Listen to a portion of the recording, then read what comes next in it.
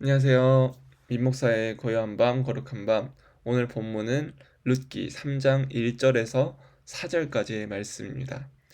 지금 조금 전체적인 흐름을 다시 보면은 1장에서는 이제 남편이 죽고 아들들이 죽고 집안의 가장들, 즉 이들의 사회적 보호와 경제적인 보호를 해줬던 그 많은 사회적인 울타리와 안전망이 완전히 사라진 죽음과 공허가 가득한 이 1장이었죠. 그런데 2장에서 보아스를 만나고 하나님의 섭리로 인하여 이제 조금씩 채워지고 나오미도 시리에 빠졌었지만 조금씩 회복되는 과정, 그리고 마지막 우리가 이제 시작하게 되는 3장에서는 생명과 결실을 맺게 되는 이런 일들이 나타납니다.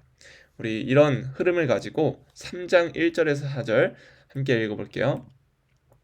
룻의 시어머니 나오미가 그에게 이르되 내 딸아, 내가 너를 위하여 안식할 곳을 구하여 너를 복되게 하여야 하지 않겠느냐? 내가 함께하던 하녀들을 둔 보아스는 우리의 친족이 아니냐? 보라, 그가 오늘 밤에 타작마당에서 보리를 까불리라.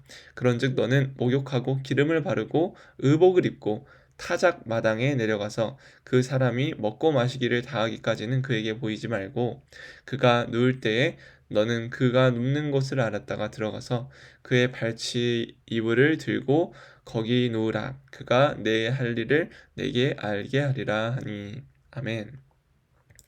자, 오늘 본문에서 이제 3장이 시작되는데 나오미가 룻에게 안식할 곳을 구하여 너를 복되게 하여야 하지 않겠느냐라고 말하면서 이제 시리에 빠졌던 나오미가 힘을 내서 룻을 위하여 어떤 계획을 꾸밉니다. 여기서 이 안식이라는 단어는 우리가 생각하는 어떤 영적인 의미, 그런 게 아니라 철저히 현실적인 단어였어요. 왜냐하면 지금 룻과 나오미의 가정 속엔 이 남자라는 사회적 안전망이 없기 때문이죠. 그래서 먹고 사는 문제가 지금 먹고 사는 문제에 있었고, 또 취약성, 여성이 당시에는 취약했으니까 그 취약성의 문제가 있었고, 또 앞으로 어떻게 살아갈지, 자녀가 있어야 이 가정이 유지가 될 수 있을 텐데 그 미래에 대한 문제, 이런 문제들이 다 엮이고 설켜 있었던 거죠. 그래서 이 안식이라는 건 말 그대로 우리 집안에 가장이 세워져야겠다라는 말을 하고 있습니다. 그 방법이 뭐냐? 바로 2절 보아스, 그들의 기업 물을 자, 고엘제도 말씀드렸었죠. 기업 물을 자가 바로 보아스인데 그를 남편으로 만들려는 속셈이었습니다. 그래서 이 타작마당에 대한 얘기가 나와요. 2절도 3절도.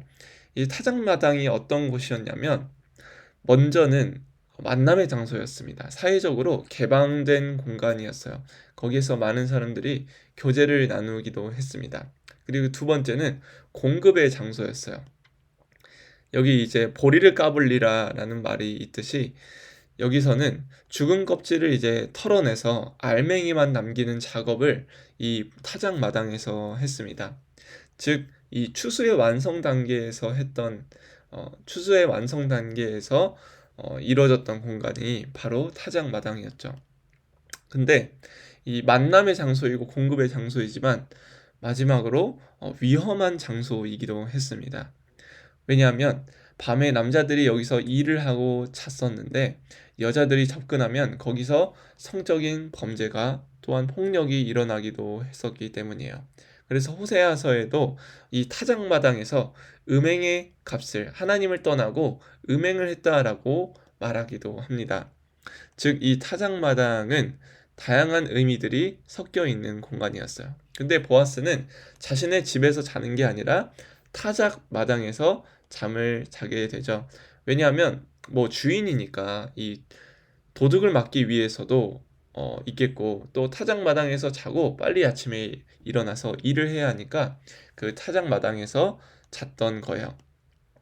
그런데 이제 이 룻이 나오미가 룻에게 했던 조언은 바로 이런 거죠. 목욕하고 기름을 바르고 의복을 입고 타작마당에 내려가라. 그리고 사절 보니까 발치 이불을 들고 거기 누우라. 그가 내게 할 일을 내게 알게 하리라. 이렇게 말합니다. 근데 이제 이 본문을 주석하는 그리고 연구하는 대부분의 학자들이 말하는 게 지금 이 모든 행위들이 성적인 암시를 가지고 있다라고 얘기를 해요.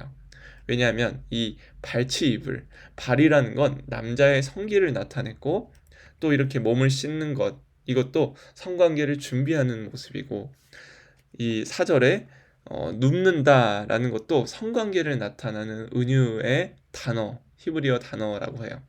그리고 타작마당은 아까 말씀드렸듯이 그런 음행이 일어났던 장소이고 여기서 안다라는 것은 아담과 하와가 서로 동침했다라는 것처럼 야다, 성적인 관계를 완곡하게 표현해주는 이 히브리어 단어가 바로 안다라는 단어입니다.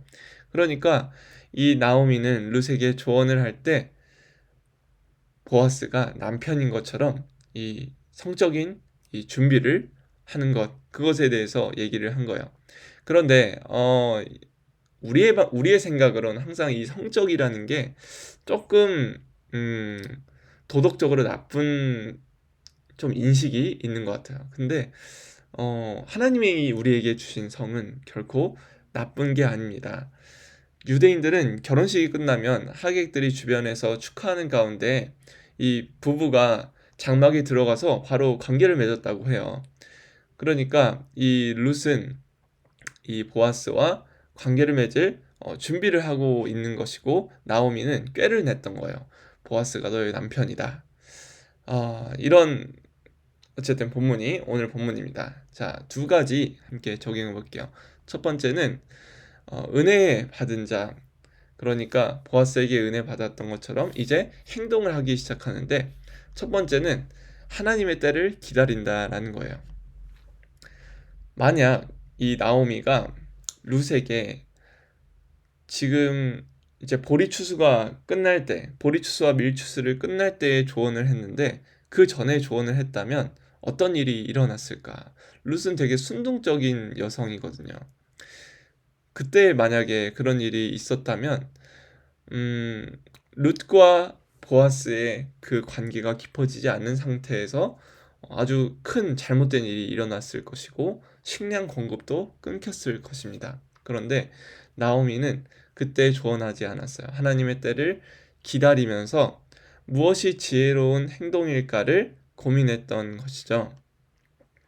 아무것도 하지 않으면서 맹목적으로 기다린 것도 아니고 하고 싶은 대로 빠른 결과를 만들기 위해서 빨리 움직인 것도 아닙니다. 하나님의 때를 최대한 고민하면서 기다렸던 게 나오미였어요. 그래서 추수가 끝나기까지 기다렸다가 이제 3장 1절에서 행동하기 시작했던 거죠. 예수님도 그러셨습니다. 자신의 때를 자신이 정하신 게 아니고 하나님의 때가 있다라는 것을 생각하면서 기다렸어요. 그래서 요한복음에서 이렇게 말하죠. 그 형제들이 예수께 이르되 당신이 행하는 일을 제자들도 보게 여기를 떠나 유대로 가소서. 스스로 나타나기를 구하면서 묻혀서 일하는 사람이 없나니 이 일을 행하려 하거든 자신을 세상에 나타내소서 하니 이는 그의 형제들까지도 예수를 믿지 아니함이로라. 예수께서 이르시되 내 때는 아직 이르지 아니하였거니와 너희 때는 늘 준비되어 있느니라. 아멘. 이 본문 앞에서는 이제 제자들이 예수님을 떠나게 되는 본문이 있어요. 근데 이 본문에서 형제들도 예수를 믿지 못하는 그런 상황이죠. 예수님은 그 고독한 길을 걸어 나가셨다라는 거예요. 많은 사람들이 예수님을 떠나고 또한 예수님을 버리고 도망쳤지만 예수님은 그럼에도 불구하고 자신의 기적적인 행위를 한다 하더라도 자신의 능력이라 생각하지 않고 하나님의 때가 있음을 기다리고 인내하셨습니다. 예수님은 자신이 많은 기적을 일으킬 수 있었지만 또한 많은 사람들에게 드러내서 사람들이 자신을 칭송할 수 있었지만 그때 예수님은 나타나지 않으시고 하나님의 때를 기다리셨다라는 거예요. 그래서 히브리서 6장 12절도 이렇게 얘기하죠. 게으르지 아니하고 믿음과 오래 참음으로 말미암아 약속들을 기업으로 받은 자들을 본받는 자가 되게 하려는 것이니라. 네, 여기서 중요한 것이 오래 참는 것, 하나님의 때를 기다리는 것인데, 그때 하는 것이 무엇입니까? 게으르지 아니한다라는 거예요. 오래 참는다라는 게 우리가 해야 될 일에 대한 무관심, 그리고 우리가 해야 될 것에 대한 어, 아예 그냥 포기해버리는 것을 말하지 않아요. 우리는 오래 참고 하나님의 때를 기다리지만 오늘 우리에게 주어진 그 부지런함을 끝까지 보이고 게으르지 아니해야 할 책임감이 있습니다. 그렇게 지혜롭게 하나님의 때를 기다리는 것이 나옴이었고 우리가 해야 될 모습이라는 거죠. 두 번째는 사람의 계획 넘어 일하신다라는 거예요. 나오미의 계획은 다분히 의도적이고 사실은 위험한 계획이었습니다. 밤에 여성이 타작마당에 간다는 건 되게 그 성적인 폭력을 당할 수 있는 위험한 일이라고 했잖아요. 보아스가 사실은 좋은 사람인 줄 알았지만 진짜 나쁜 사람일 수도 있는 거잖아요. 심지어 룻은 모함 여인이었습니다. 그리고 이 모든 계획이, 나오미의 계획이 좋은 조언이라고 보기에는 어려워요. 성적인 암시가 들어가 있는 현실적인 전략이었습니다. 그런데 이후에 보면 알겠지만 이런 나오미의 현실적인 결정과 또한 연약한 계획에도 불구하고 하나님은 그 너머에서 일하신다라는 거예요. 그래서 잠언 16장 9절에서 이렇게 말하죠. 사람이 마음으로 자기의 길을 계획할지라도 그의 걸음을 인도하시는 이는 여호와시니라. 아멘. 우리가 나름대로의 계획을 할지라도 그 걸음을 인도하시는 이는 결국 여호와 하나님이세요. 그 계획이 악할지라도 하나님은 자신의 뜻대로 인도하신다는 거죠. 저도 마찬가지입니다. 제가 하는 모든 선택과 행동과 결정 속에는 저 스스로도 하나님의 뜻이 아닐 때가 있다라는 것을 느낄 때가 있어요. 제 마음대로 하고 싶어 하는 거죠. 즉, 자포가는 행위를 할 때가 있다라는 거예요. 하나님이 이런 뜻을 원하신다는 것을 아는데도 죄를 짓고 범죄하기 마련입니다. 사람의 뜻은 단순히 순전히 다 하나님의 뜻이지는 않는 것 같아요. 근데 그럼에도 우리의 잘못된 선택을 넘어서 일하시는 하나님을 기대하자는 것이고, 그것에 우리가 잘못된 선택임을 알고서도 고집하고 있다면 돌아서자라는 거죠. 그래서 이사야 55장 8절 9절은 이렇게 말합니다. 이는 내 생각이 너희 생각과 다르며 내 길은 너의 길과 다름이니라. 여호와의 말씀이니라. 이는 하늘이 땅보다 높음같이 내 길은 너희의 길보다 높으며 내 생각은 너희의 생각보다 높음이니라. 아멘. 이 본문은 단지 내 생각과 하나님의 생각이 다르다라는 것을 말하는 게 아니에요. 이스라엘 백성들이 하나님께 반역하고 하나님께 죄를 범하는 그런 행동 속에서, 그런 모습 속에서 돌이키라는 본문입니다. 그런데 하나님은 긍휼하심으로 계속 참아주고 있다, 계속 용서해주고 있다는 것을 알려주는 본문이에요. 그러니까 너희 생각과 내 길은 너희 길과 다르다라는 말에 포함되어 있는 내용이 무슨 의미냐면, 너희들이 하나님의 뜻을 알고도 잘못된 길을 계획하고 할 예정이라면 거기서 돌이켜라 라는 말이죠. 우리도 마찬가지입니다. 지금 묵상을 보고 있는 여러분들도 하나님의 뜻을 알지만 사실은 내가 원하는 대로 하고 싶은 일들이 되게 많을 거예요. 잘못된 결정을 하기 직전이라면 우리는 이 말씀을 통해서 하나님의 뜻을 알고도 그냥 자폭하는 것이 아니라 지금이라도 뜻을 돌이켜 선하신 하나님의 결정 따라 결정하게 해달라고 기도해야 하는 거죠.